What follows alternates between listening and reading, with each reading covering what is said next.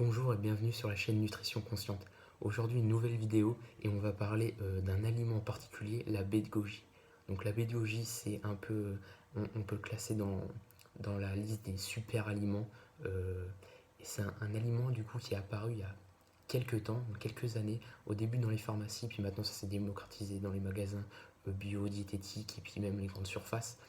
Et donc, ce super aliment aurait des vertus extraordinaires. Ce serait vraiment un aliment qui nous apporterait tout, qui serait magique.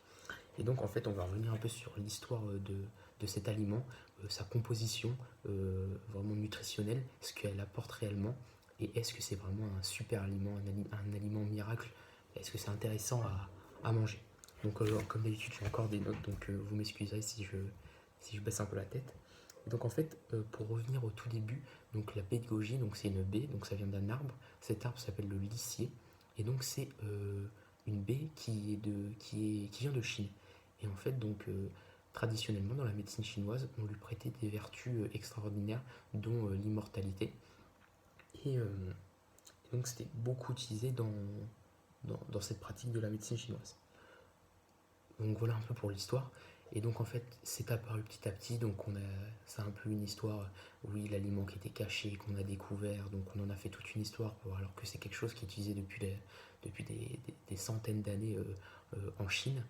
Et donc voilà, un peu pour l'histoire. Donc ensuite, quand on va un peu plus dans la composition nutritionnelle du produit, donc je regarde un peu ma fiche, hein, désolé, on voit que déjà un gros avantage, c'est que la baie de goji contient tous les acides aminés, donc même les acides aminés essentiels.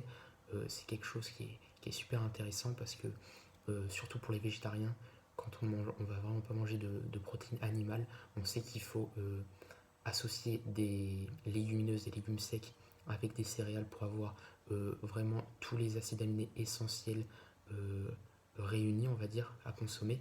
Donc là, l'avantage, c'est que dans ce produit, on a déjà toutes les protéines, tous les acides aminés, tous les acides aminés essentiels. Donc à savoir que pour 100 grammes de ce produit, on a 12 grammes de protéines.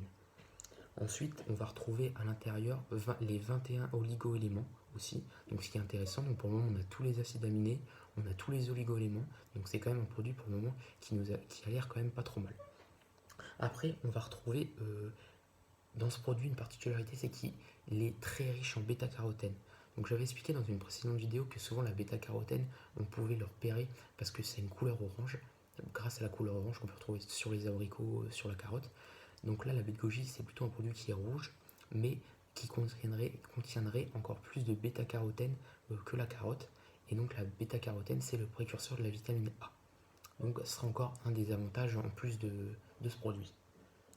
Et donc voilà, donc pour un peu en global. Donc pour savoir, j'ai pas en tête le chiffre exact mais en termes de valeur calorique pour 100 grammes, et c'est quand même assez élevé, entre 500 et 600 calories pour 100 grammes. C'est vraiment vague, c'est vraiment de tête que je vous dis ça. Mais donc, euh, l'inconvénient de ce produit, c'est que euh, c'est très riche en calories et on ne peut pas manger que ça, on ne peut pas remplacer ce produit par la viande. Enfin, on ne peut pas enlever la viande et mettre que des baies de goji parce que, si vous voulez, c'est comme des amandes, c'est comme des graines de courge. On va en prendre une poignée. Une poignée, c'est environ 20 grammes. Voilà, on peut pas manger que ça. Il faut savoir qu'il y a quand même que du coup, comme c'est riche en calories, et puis c'est pas vraiment faisable de manger 100 grammes de ça. Enfin, voilà. Et donc, l'avantage de ce produit, c'est que par contre, ça peut agrémenter vraiment vos assiettes. Vous pouvez en mettre un peu du coup dans vos salades pour du coup quand même apporter des protéines, des oligo-éléments. C'est vraiment plus un produit qu'on va utiliser en assaisonnement, en accompagnement, tu vois, d'une salade ou d'un plat en particulier. Mais voilà, on ne peut pas enlever la viande et se dire, ok, au lieu de 100 grammes de viande, je vais manger 100 grammes de baie de goji. Après, vous pouvez, il n'y a rien qui est interdit, mais c'est assez compliqué.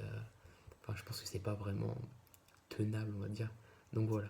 Et le problème de ça, si vous voulez, c'est que on en fait une grosse montagne de ce produit. Certes, une composition nutritionnelle qui est assez intéressante, mais, euh, mais pour le peu qu'on va en consommer dans la journée, donc environ une poignée, 20 grammes, voilà, ça va nous apporter quoi 2 grammes de protéines. Donc c'est sur une journée, on va consommer environ entre 80 et 120 grammes de protéines la journée.